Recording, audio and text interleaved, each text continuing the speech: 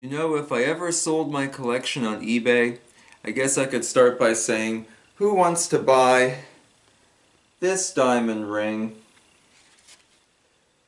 So I thought, let's start a new video series today and look at the albums of Gary Lewis and the Playboys. This is interesting because although the group had quite a few albums, many of them lived and died on vinyl. They didn't make it to cassette or CD or digital or any other format, and you kind of have to hunt down all the records in order to have a complete set. While many of their songs are covers, of course, that doesn't mean there aren't some very fun originals and some interesting spins on some classics. So I thought, you know what, we'll go through all their albums, we'll talk about them, look at the songs that are included, and kind of see what we come up with. We'll of course start at the beginning with This Diamond Ring, their first LP, work our way all the way up into the early 70s there, record by record. So if you have any favorite Gary Lewis and the Playboys songs or albums, please do comment them below, get some discussion going, kind of see what we all think about this group as we work our way through their discography. Of course, Gary Lewis is the son of Jerry Lewis. You can see him featured prominently in those photos on the back. I guess you'd say liner notes, this small blurb by producer Thomas, aka Snuff Garrett, notes that this record was pretty quickly assembled. That the group was heard at Disneyland, and then people liked them so much they were quickly signed a record contract, quickly ended up on the Ed Sullivan Show, did a very successful single, the eponymous song there, This Diamond Ring, which we'll come back to in a moment, and before you knew it, they were pretty much household names. But even he says this record was assembled pretty quickly, and I think it kind of shows. As we see here, almost every song is a cover, and some of them are interesting, and others I felt were lacking any real originality or any real energy or anything to make them kind of call the song their own. Now granted, first albums are all over the place, we have to be honest there, and different groups have different approaches to how they made their debut records, and we could go into a whole big thing about how each group looked at it differently. The Beatles used their live set, the Beach Boys used all their major charting singles, and plus some extra filler tracks. Some groups rely heavily on covers and some don't, so you never know with a first record, but this one proved to be fairly successful. Although it would be surpassed by their second album, which will be the next video in this series, it did quite well for a debut album.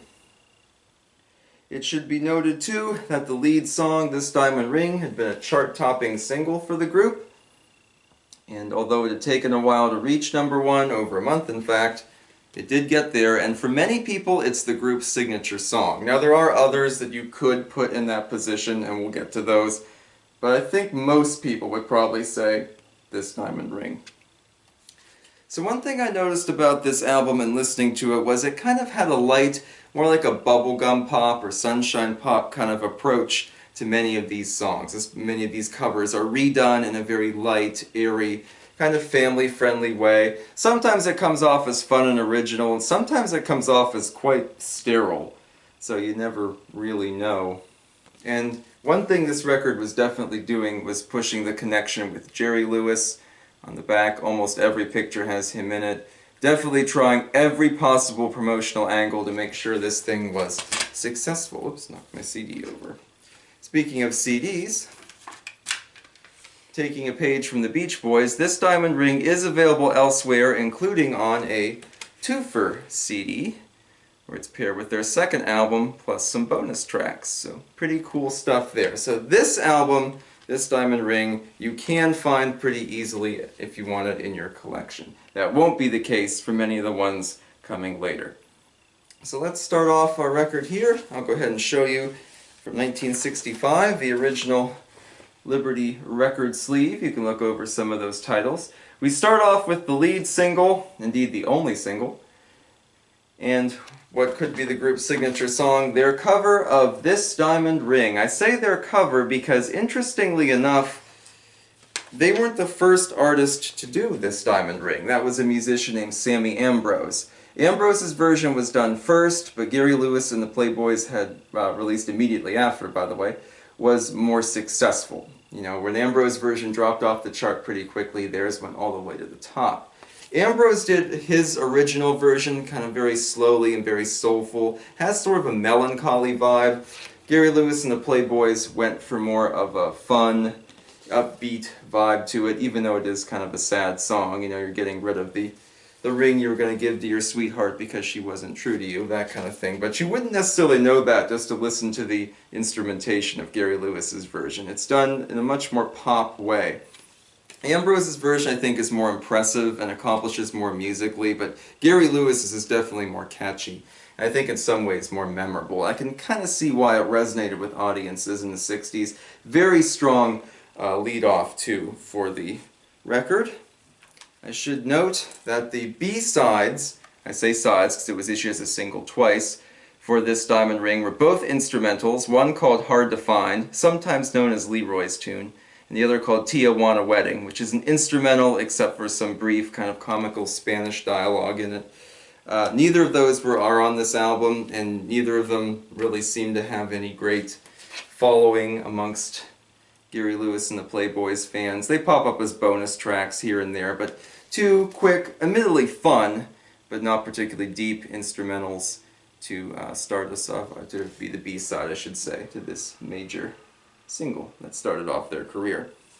Then we get into Cover Town, and these are covers of songs that would have been, you know, or already hits that had been successful for other artists. We go to some Bobby Darin there, you see, for Dream Lover. I kind of like Gary Lewis and the Playboys' arrangements on this.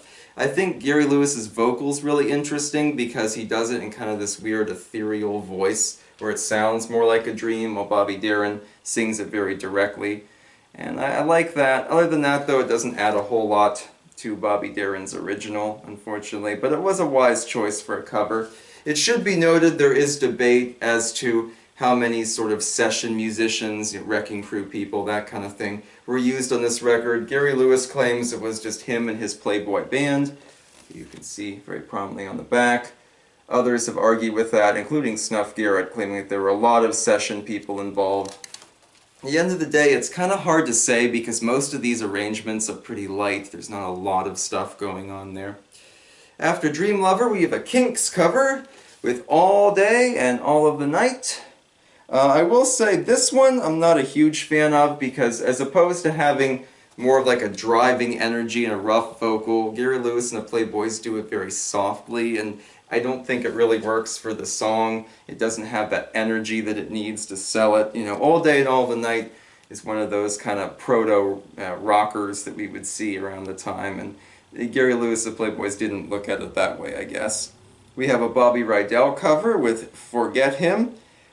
This one is interesting because Bobby Rydell's original, which was a fairly successful charting single, has female vocals. Gary Lewis and the Playboys version does not have female vocals. It is just him, mostly, with some light backing in there, here and there.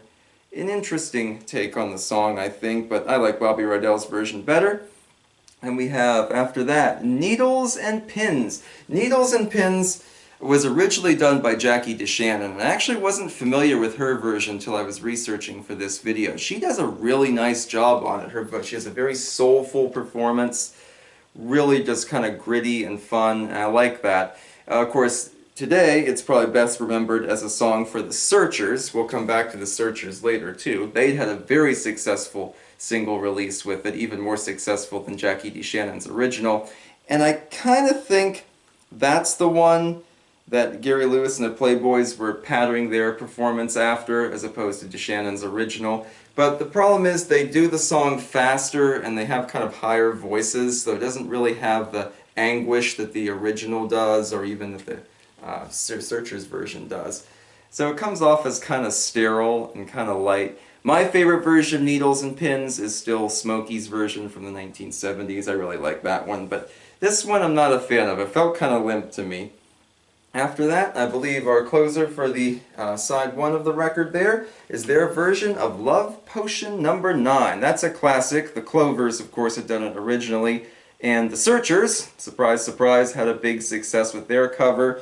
Gary Lewis and the Playboys do a nice job. They don't really add their own flourishes to the song, though. It's kind of generic and kept basically the same as the original. But it's interesting to hear it there. No doubt figuring it was a crowd pleaser, a favorite amongst kids. Yeah, you know, it's just a song they should do.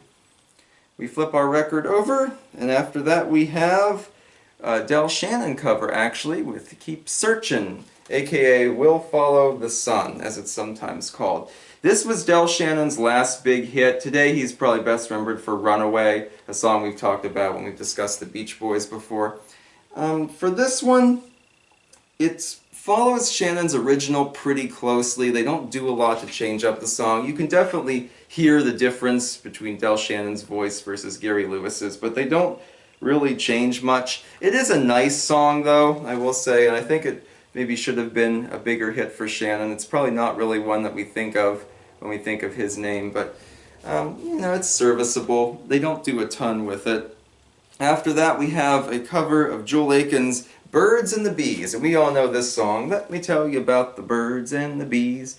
Joel Akens' original I always thought was pretty soulful and stuff, but here's one where Gary Lewis and the Playboys do kind of a different take on it. They make it much more juvenile, almost like something that adolescents would gravitate towards, I think, more than Akens' original. The instrumentation is much more fun and light and kind of fluttery, like a bird or a bee might be, and I think it actually suits the song. I kind of like their take better than I do Akens' original. Of course, this one's been covered by many, many different artists, and they all have their own different versions of it. But at the end of the day, you know, I like his take on Birds and the Bees. After that, we have a Chuck Berry cover with Sweet Little Rock and Roller. Of course, Rod Stewart would have a successful take of that too. The lyrics certainly haven't aged well for this one, as is common with some 1950s rock and roll tunes about girls, but what can you do? I will say, though, compared to Chuck Berry's original vocal, Gary Lewis and the Playboys just don't cut it. It doesn't have that soul or that power that Berry's voice does, and it just feels kind of generic and kind of flat, especially in comparison. Maybe if I had heard this version first, it wouldn't bother me as much, but this was one of my least favorite ones on the album. They certainly try. They don't just do it halfway to get it done, but I don't think it was the right song for them. Afterwards, we have what I think is one of the few originals on the album, a song entitled Go to Him. This is not to be confused with Anna by Arthur Alexander, and of course famously covered by the Beatles and Al Bundy's favorite song, but rather a completely different tune. And I looked online, I looked on Discogs to see if there were any other cover versions of this listed, and I couldn't find any. So as far as I know, this song remains on this album. It is officially a Gary Lewis song. The writers being producer Thomas, aka Snuff Garrett, who, by the way, we've talked indirectly about when we talked about Nostalgia Merchant VHS tapes on this channel. And also Sonny Curtis, who has a very long list of songs he wrote, including the theme to the Mary Tyler Moore Show. As far as I know, it was an original between them, done just for this album. It's kind of a nice song, but there's really not a lot to say about it. It's neat to have an original on here, I guess. Then we go back to covers for The Night Has 1,000 Eyes. So this one was done by Bobby Vee, and this is probably my favorite Bobby Vee song. Interestingly enough, Gary Lewis and the Playboys, they do it in kind of a different style. They slow it down a lot from Bobby Vee's original, and I kind of like that they do it slower and more methodically, but at the same time it loses a lot of the energy that the original one had. I don't know, I kind of go back and forth on it. But it's interesting to have it here. And The Night Has 1,000 Eyes is a great song. No idea if it was named after the movie or not. I'm still looking for the answer to that question. And lastly, we have what I think is the other original, besides Go to Him, that's on this album. There's a song written by C. Crawford called The Best Man. Some releases call it May the Best Man Win. But it kind of goes for this spoken word vibe about a love triangle, a boy, his best friend, and a girl that they both like, and how he ends up being the best man at the wedding. It uses this kind of weird, distorted version of the wedding march throughout the song, which is actually really interesting. It feels much more experimental than anything else on the record, so it kind of stands out. I know some greatest hits packages and collections use it, just because it's so unusual and so different. And it shows off, I think, the instrumentation more than any other song, except maybe Go to Him, which has a nice instrumental break. I forgot to mention that. But for the most part, it stands out on the album. I can see it not resonating with people. If you don't like the kind of pseudo-spoken word story songs, you probably wouldn't get much out of it. But if you do, it can be kind of fun. And that, my friends, is the first record of Gary Lewis and the Playboys. Let me show you the actual LP here real quick. It's a heavy-duty one. All in all, not a super impressive start. I think some of the covers come off kind of flat, and I don't know that they made all the best choices. But the group really tries. Gary Lewis sounds great on all his vocals, and I can see why some of these songs would have resonated quite well with audiences in 1965. So what are your thoughts on this diamond ring and all the songs we discussed today? Please put those below. In a few weeks here we'll have episode 2 as we talk about a session with Gary Lewis and the Playboys. In the meantime, make sure you tune in. We have some Marx Brothers videos and lots of other fun surprises on the horizon. I'll see you then. Have a good one.